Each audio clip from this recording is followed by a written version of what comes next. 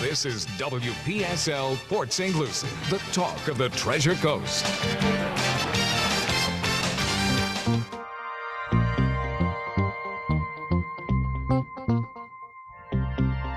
The views expressed on the following program are not necessarily those of WPSL, however. We've always encouraged you all along since day number one to like and share this show on your favorite social media and with all your friends and neighbors, because Rudy's Health Insurance presents the African American Scene every Wednesday night at this time, hosted by the one and only Rudy Howard. Good evening, good evening, good evening. Always glad to be with you here on a Wednesday night. Sure, there's a lot going on in the world, that's for sure. I think every day we're getting closer to Donald Trump ultimately doing some jail time. Just my opinion. But first, let me start with this. Frederick Douglass gave a speech on July 5th, 1852. A guy I've become friends with at a medical facility that I attend, Bob, who listens on occasion, gave me Frederick Douglass's speech. And I read through the whole thing. I had seen it before in a documentary. It was too long for me to read the whole thing, but I'm going to read you this final excerpt because it was written on the same day as today, July 5th. What to the American slave is your 4th of July? I answer, a day that reveals to him, more than all other days in the year, the gross injustice and cruelty to which his life is constant victim. To him, your celebration is a sham. Your boasted liberty and unholy license, your national greatness, swelling vanity, your sounds of rejoicing are empty and heartless. Your denunciations of tyrants, brass-fronted impudence, your shouts of liberty and equality, hollow mockery, your prayers and hymns, your sermons and thanksgiving, with all your religious parade and solemnity, are to him more bombast, fraud, deception, impiety, and hypocrisy. A thin veil to cover up crimes which disgrace the nation, which would disgrace a nation of savages. These are not a nation. There is not a nation on the earth guilty of practices more shocking and bloody than are the people of the United States at this very hour. I thought that was pretty deep. That was written in 1852. Frederick Douglass, you know, he had a way with words. Harvard graduate. Now that's going to lead me to my subject for tonight. I'm going to talk about affirmative action. Typically, when I engage you in a subject, I'm not asking you to agree with me. I'm just asking you to listen to another point of view.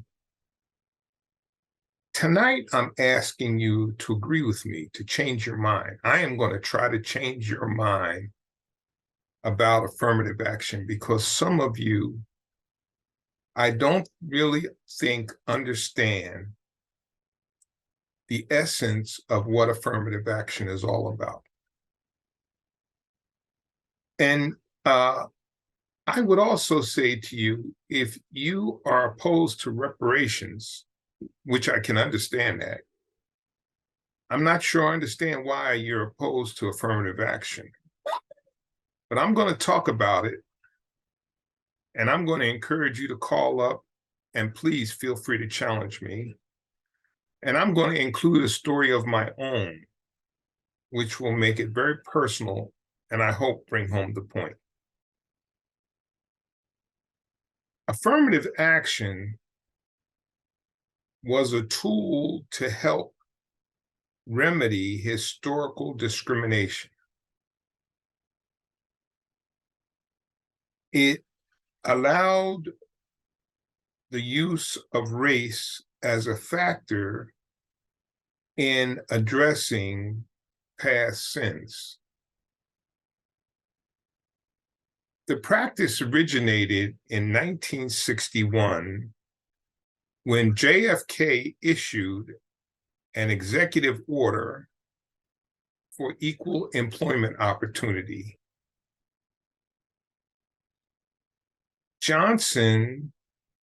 President Johnson expanded it in 1965 via the Civil Rights Act. Under Richard Nixon, in 1969, Arthur Fletcher pushed affirmative action. So, are you getting the picture here? This has been a bipartisan issue most of our lives until today. The first challenge to affirmative action was in 1978 in the Bakke decision. I'm sure many of you heard about that. Bakke complained that he did not get admitted to UC Davis's medical school because they had allocated seats for qualified students of color. Now, I want you to hear this again now. Because they had allocated qualified seats to students of color. I didn't say unqualified, I said qualified. California passes Proposition 209 in 1998 and outlawed affirmative action in any state general government agency and university. And the byproduct is that the enrollment in the prestigious universities in California have declined. There have been 8 more states that followed California, and I didn't have time to find the other 7. But there are states that have outlawed affirmative action. So let me now turn to a more personal thing, and I hope that you'll feel this. How has affirmative action affected my life? I hope that this will bring home a very important point to you. My first 8 years in school, I attended school in the city of Philadelphia. In those 8 years, I may have had 2 C's. So I was a straight A-B student from grades 1 through 8. I was placed in a high-achieving class section in junior high. In Philadelphia, they did sections, I'm sure it's long gone now. You go 9, 1, 2, 3, 4, 5, up to like 9, 16. And then the following year, you would go in 8th, it'd be 8, 1, 2, 3 on up. Well, in the first year, the top number was for highly achieving students. I think I was in 9, 12. And in the following year, I was in 8.3 out of 16 sections in 8th grade. Now, I'm going to tell you something a lot of you, I'm sure, didn't know. While there's been a great deal of compassion for some of Black and brown people that attended school in the South because of segregation, I'm going to tell you tonight something you probably have never heard before. They may have been better off than those of us that attended school up in the North, except for New York. And I'm going to tell you why New York is an exception. In New York, they had the Regents diploma. So you could apply for a Regents diploma no matter what school you were in, and a Regents diploma hold sway over a regular high school diploma. And that's the only state I know where that happens. I know it happens in New York City. I'm not even sure about the rest of New York. But in most of the northern cities, like Philadelphia, Camden, Chicago, I'm sure they don't do it anymore, but they would exile teachers who were in disfavor with the district to the Black schools. Okay. Now, this is not something I'm making up. This is something that's factual. There were some white teachers in my junior high. I can think of one, Mr. Trauma, who was a science teacher, who was very dedicated to the students. But my English teacher sat there and read the newspaper every day while we threw spitballs and stuck pencils in the ceiling. And we thought that was cool because you got a B or an A and you didn't do crap. So, but that was typically what went on in the northern schools.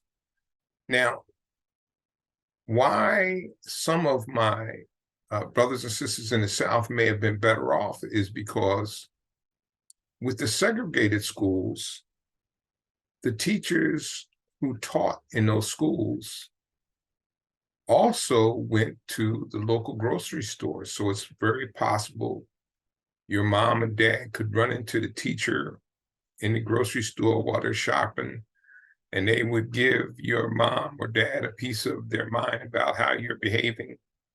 And they were invested. They had a vested interest in the kids in that school. So that is probably something most of you never, ever knew. Now, that's part one of my story.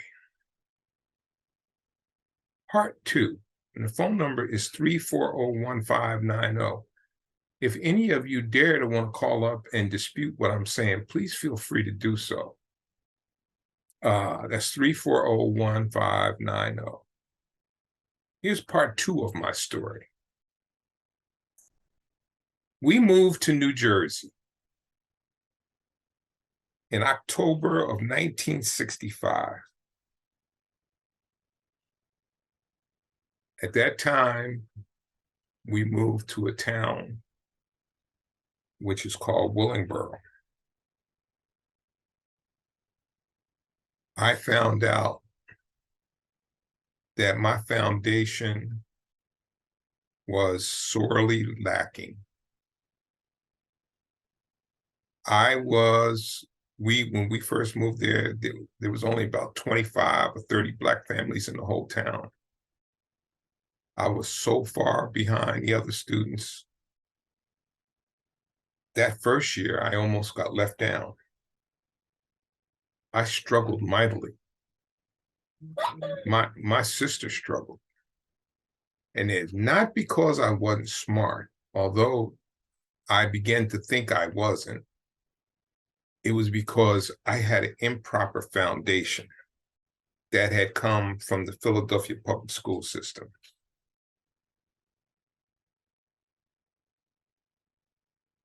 I got very, very close to being let down. I told you that. And the move to New Jersey was possible because the town opened up to Black people. So it was affirmative action pretty much that allowed my parents to move in this nice little suburban community where previously we had not been allowed to move. And at that time, when we moved there, the school system was one of the top school systems in the state of New Jersey. So now I went from this school system in Philadelphia to this school system in New Jersey. And needless to say, it took many, many years for my parents to understand. They could never understand why I was getting these bad grades for the first time in my life. Did not understand it. Now, part of that, too, was we moved there in October, so we didn't move in at the beginning of the school year, which put me and my sister at a great disadvantage. We were like 5 weeks into the school year when we moved in. So not only did I have a poor foundation, we had a very poor start with being late in the semester at school. So now enter another phase. I'm graduating from high school. My mother and father gave me no choice. They said I was going to college. I got so mad about that at first. Like, what do you mean I have no choice? You got no choice. You're going. I said, okay. So now we begin the application process. I got accepted to 3 schools. I got accepted to an HBCU. I got accepted to a small school in Nebraska where I could have played basketball. And my third choice was American International College, which was my choice. They had an affirmative action program, which I was privy to, which also included some money to help offset the cost of tuition. So that was my choice. So now I'm in Massachusetts. From New Jersey to Massachusetts as I attend American International College. The first semester, I did fairly well because I was scared as hell. So I did okay. But after that, I kind of floundered. I was a borderline student for a couple years there. Enjoyed the party life and the new freedom that I had. And then in 1971,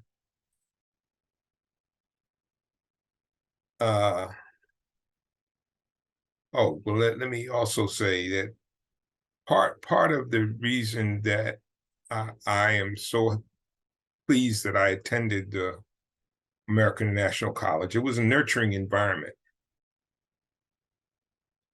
There were a bunch of poor kids from New York, New Jersey, and Boston that all were kind of a part of this affirmative action program. I have to be very honest, we lost some students that came in under that program. But I saw kids who were from disadvantaged environments become noteworthy citizens. Just to give you an example of the transition and the difficulty some people have from whence they come, I can remember a particular student who was brilliant, Glenda Rice. She had been a straight A student in Boston, straight A's. At the end of her first semester, she was on academic probation. I can remember her being in the counseling office at our Black House in tears over what had just happened. Well, she got it together and she graduated with honors. But that's some of the detriments that people of color had to face when we were going away to college. I want you to also know that back at that time, they were still not allowing athletes, for the most part, unless you were an extraordinary athlete, to go to the schools in the ACC and the SEC. So no matter how good you were, you didn't have the option of going to any of those schools. The one exception that I recall from my era was Franco Harris, but he was 6'4", 230 pounds, fullback. So that says a lot about that. So now I go into another phase. My 2S deferment was canceled, and I was drafted. So when I got that letter that says I had to report to Newark, New Jersey on August 16th or 18th or something like that, I was not going to run. I felt that I would fulfill my obligation to my country. So I enrolled in the Air Force. While I was in the Air Force, I was a dorm chief, and in basic training, I was a red rope. So I was in leadership positions in basic training and in technical school. I was discharged due to a medical condition after 6 months and 24 days. That allowed me to earn my GI education benefits. And that 6 months was a wake-up call. I had been yelled at and cursed at and put through some very unfortunate situations that made me realize that I was on the right path when I was at AIC. So when I got out, I reapplied to AIC. I wrote a long letter, and they accepted me back to the program. It was at that point I finally figured out what I needed to do. And in the last 3 semesters, I made the dean's list. But that was a journey that I took from junior high to high school. And do you see how affirmative action had affected me? Now, what I want you to understand is, because of those transitions that I went through, I encountered some very high levels of doubt about my own capabilities, not understanding some of the deficiencies that I had been faced with early on with a poor foundation. I certainly had the natural intelligence and the ability to accomplish whatever I wanted to do, but I didn't understand that early on, being a young kid. So much so that when my first year out of school, after being in the insurance industry, I thought that I wanted to go into business. But I didn't think that I had the wherewithal to do that kind of work. So I took a basic accounting class at Quinn Sigeman Community College in Worcester, Massachusetts. And I got a B plus. And I thought to myself, why did I think that I couldn't do this? And it was programmed. I had been programmed unconsciously through the exposure that I had early on in life about my capabilities, including a teacher in high school in Jersey who told me I wasn't college material. And recently, was a post on Facebook from people in my former high school, African Americans, and there were multiple members who had been told the same thing, and I was shocked. I thought it was just me, but there was multiple people in my high school who were African American who've been told the same thing, that they were not college material. Well, let me just say this before I continue on. At the 50th reunion from my high school, which I attended, that teacher who told me that was sitting at the table, and I just walked over, put my business card down in front of him, and walked away. That was a very satisfying feeling that at that moment. So here's what I'm trying to get you to see. Again, the phone number is 340-1590. Affirmative action got me in, but to graduate, I had to figure out what needed to be done and how to do it. Without question, as I look back over my life, those 4 years shaped me in ways I could not have imagined.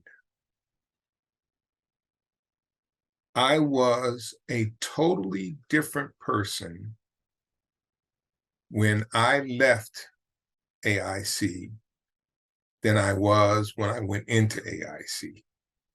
And we have Curtis on line one. Good afternoon, good evening, Rudy. How you doing?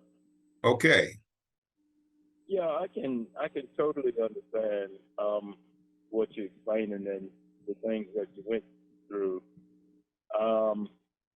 Even the thoughts in the back of your mind, questioning yourself as to whether you could actually make it out in that world.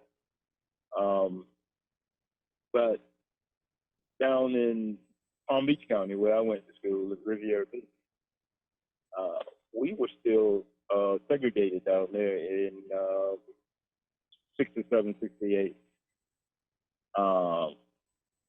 But because of affirmative action and the federal programs that were going on at that time,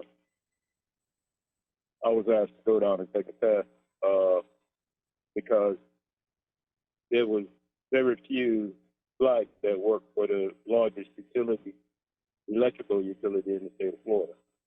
Yeah. And that was the mandate, was to integrate that facility. I had some of the same thoughts as you because I didn't even know what the utility truck looked like or anybody that worked for the company. But it was quite a challenge, and I can imagine the challenge that you went through. You know, I am so glad you called and talked about that, because you know what? That's the side people don't realize, how self-doubt had kind of been bred into you and affects you. You have to really push that aside and jump on top of whatever it is that you're trying to do and not let that hinder you. Which is why I constantly preach to my son, he could be anything he wanted to be. I just was not going to let that self-doubt be part of his persona. Right. Well, I was 18 when I started with the large electric company. I had just got my driver's license, and when I passed all the tests and all that stuff, I was just like you, an athlete. So they pretty much knew I had the athletic tools, because we had to eventually go on to be linemen and climb poles and do all that stuff. It's about as tough as 2-a-day football practice. So it would be very easy to wash out. As a matter of fact, I started to a couple of times. I went through 69 strike, and I was still 18, 19 years old. But I chose to be like the guys that I was working with and gain some respect that way by going out on strike, although I was not in the union yet, because they wouldn't take me in. But but without affirmative action, none of this would have happened. The people I went to school with, Rudy, and I graduated in 1968, all went to work for Bell South, Pratt Whitney, RCA, and all of that because of the affirmative action program. They built houses, they sent their kids to college, just like everybody else. But one thing I found out, Rudy, when I came to work with a utility company, is that all the people there were basically related by blood. All the money was going home to 2 or 3 families collectively because of everybody being blood. And back then it was illegal for that to happen, but that's the way it was. Yeah. Well, you survived, and I graduated 1 year after you, so we're in the same neighborhood here. So, but thank you so much for your story, Curtis. It was really very valuable. Yeah, yes, sir. But I'll just put a quick end to it if I've got a minute. Sure. Because I've heard, Rudy, a lot of people that should be proud of affirmative action program that definitely should take advantage of it or could take advantage of it, but they were saying that I don't like the program because I'm good enough to make it on my own without the program. But it don't matter how good you are. It's almost like the quarterback in the NFL that, as good as he was and went to the playoffs and all that, he still can't find a job today either. So it don't matter how good you are. It matters whose name they got written on that job, because they will keep doing the same thing over and over. Before I lasted 43 years, Rudy, and I became an apprentice instructor. I became involved heavy in the union, safety committee, the whole 9 yards. So I tried to leave a mark there, and make them understand that they made a good choice, even though they didn't know who in the world I was. Just like none of the other young men that came through there. I totally understand, because I felt compelled once I got my career started. I was compelled to be successful, and it cost me one relationship, because in order to be successful, I had to put in an extraordinary amount of hours and time, and that affected my relationship. But I was just like you. I was like, I was not going to fail. That was just not an option in my mind. And what people have to understand, and this is why I approach this subject tonight, is while you and I and a lot of Black folks try to deny the fact that they got an opportunity through affirmative action, and I don't deny it. Why would I deny it? I'm not Clarence Thomas. Clarence Thomas got come on. He went to Holy Cross. From Holy Cross, he went to Yale. You gonna try to tell me that he didn't have some affirmative action going on there? I lived in Worcester, Massachusetts, and my one of my best friends was on the basketball team at that time, and so I knew about who he was at that time, little radical student at Holy Cross. But why would we deny that? I didn't steal anything. You didn't steal anything. Somebody opened up the door, Right. gave us an opportunity. We walked through the door and said, thank you, and I am going to earn the rest of this on my own. Yes, sir. Yes, sir. Yep. Well, Rudy, I appreciate everything you do in the community and this program, which is a marvelous program. I made sure that I caught some of it tonight. I missed the first 15 minutes, I think. But thank you for what you do. Thank you for listening, Curtis. Appreciate the compliment. Okay, thank you. So, as I said, without a question, as I look back over my life, those 4 years shaped me in ways I could not have imagined. The person that started college at 18 and the person that finished at 21 were two different people altogether. I was a totally different person due to the experience of meeting people from different countries. The world opened up to me in ways that I could never imagine. And if you want to give people an opportunity,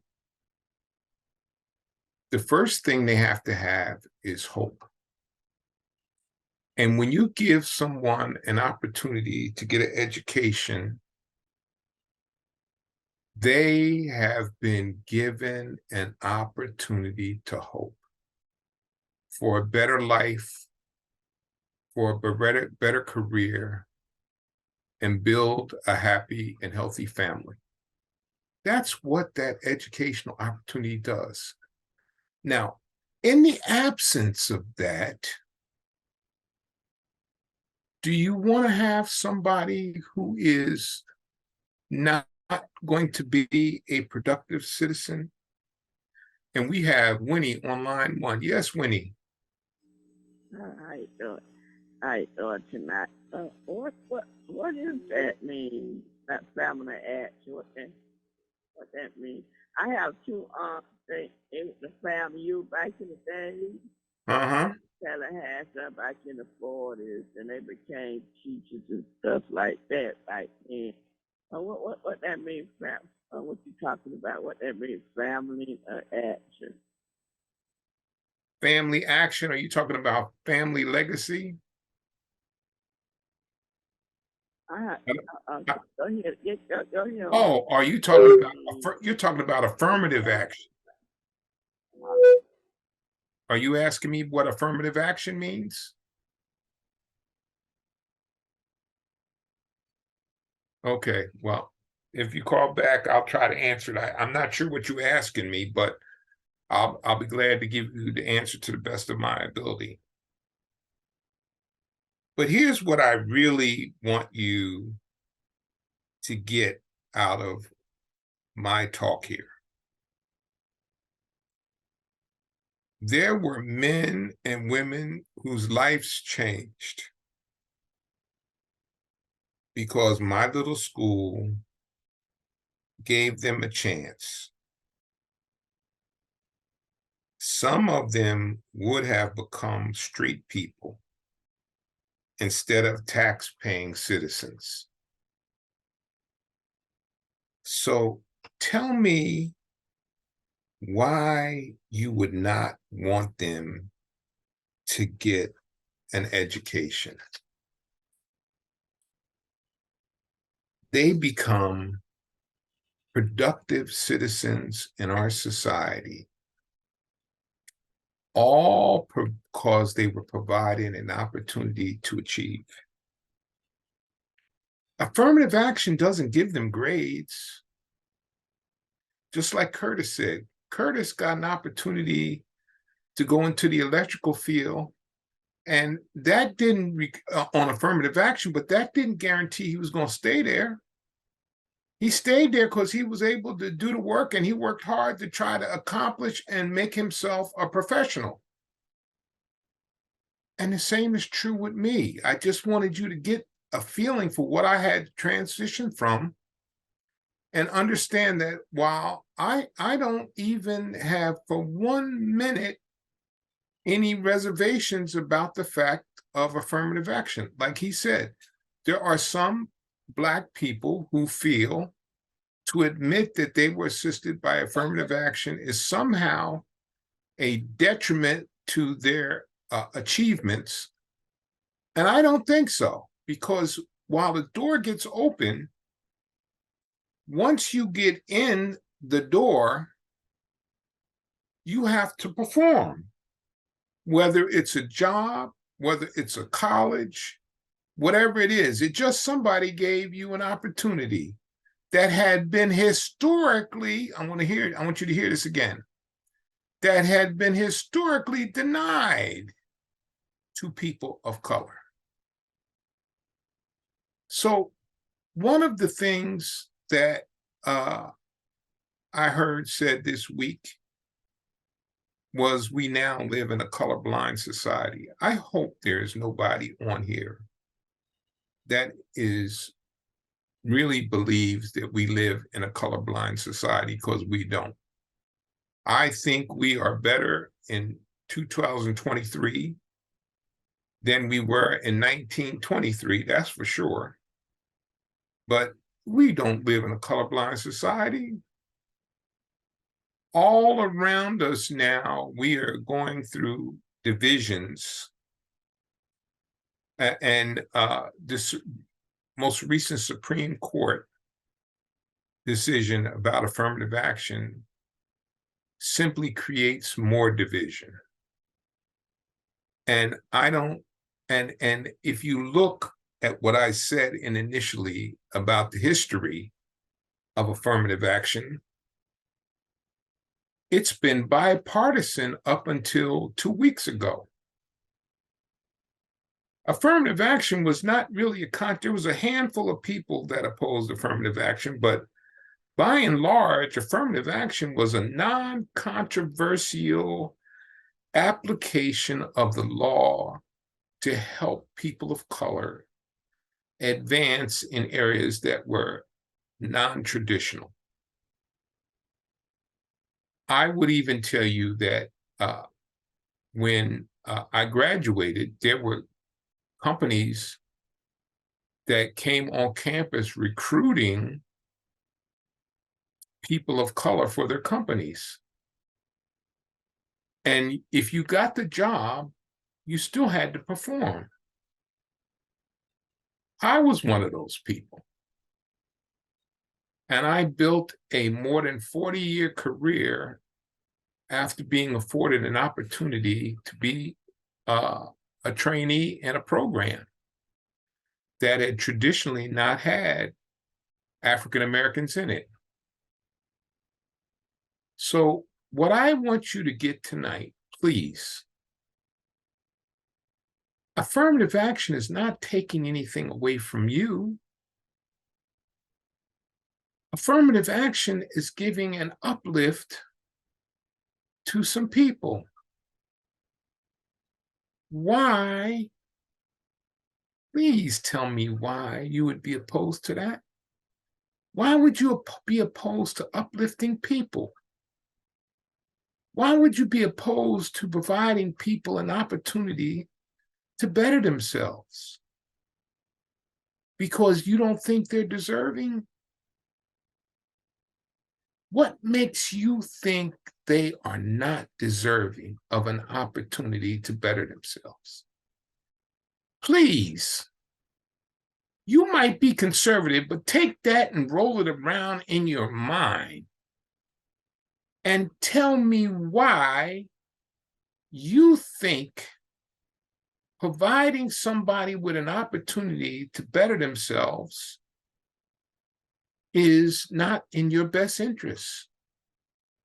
As an American citizen, it is certainly in your best interest to see people be successful, because then they can be productive citizens, add to the tax base, and make a positive contribution to our society. So I would like for you to tell me why you would be opposed to people bettering themselves, getting an opportunity to better themselves. That's the issue. And do we have a caller? We have a caller on line 1. Sean, how are you, sir? I'm good. How you doing, Rudy? Okay. I can tell you why, not against people bettering themselves, but do not base affirmative action based on solely the color of your skin. But it's not. Social, economic, affirmative action, I believe in, but just as a personal example, I got great grades in high school, come from a family of 8 kids, yet affirmative action wouldn't have helped me. Why is that? I can't answer that question. Affirmative action helped somebody else in the same town as me that has a different color skin rather than me. Well, I would say, Sean, I can't believe that you wouldn't qualify with that size family, that you wouldn't have qualified for some kind of Pell Grants or some kind of financial assistance. I find that very hard to believe. Well, this was back in the 70s, so. Well, I'm still finding that very hard to believe. I still find that hard to believe. I worked myself through college. Well, I did. I worked too. I just don't like the fact that things are based on just the color of your skin, because it should be a social, economical situation. But you cannot deny that the people that work hard, again, the Asians with the suit that was going on in the Supreme Court, that they're not discriminated against just because of their skin color. I don't know that. I don't know that to be true. But well, the lawsuit that was brought. Well, Sean, I will tell you, I saw Asians who were opposed to the statement that they were used. I think, quite frankly, the Asian community was used to spearhead this action toward eliminating affirmative action. But here's the point I'm going to say. First off, you just said something that is the very essence of why people are opposed to affirmative action. You assume that if somebody gets in because they're a person of color, that they're not qualified. I did not assume that. Okay. You just put those words in my mouth. I did not assume it. Okay, well, you said that they got in strictly on the color of their skin. Is that not what you said? I did not say that either. Okay, all right, then correct me. Because that's what I heard. I would. That's what you heard.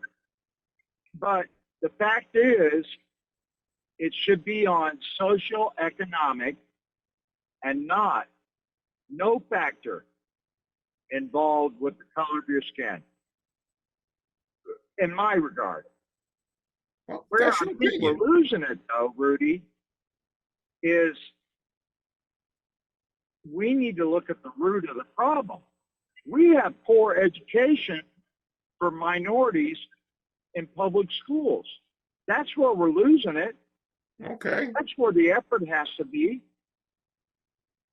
Why don't we have 80% of black men growing up where they're scoring in the top 50 of their class? Let's look at that and examine that and put the efforts of the federal government into that instead. Then we're making progress.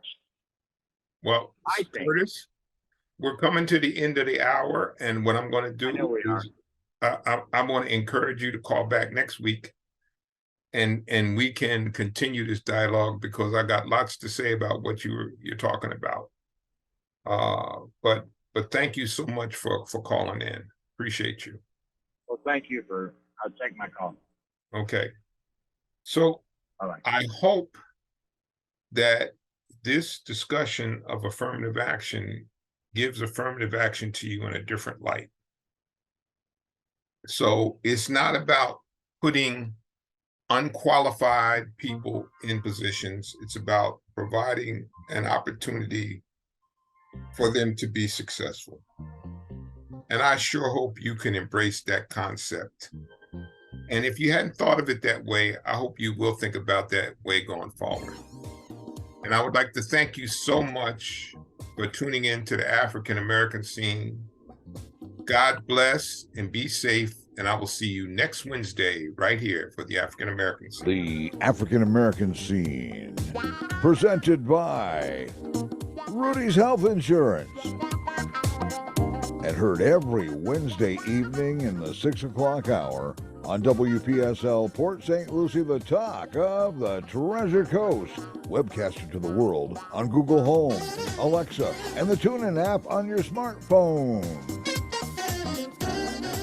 Time at the sound of the tone will be news time, 7 o'clock.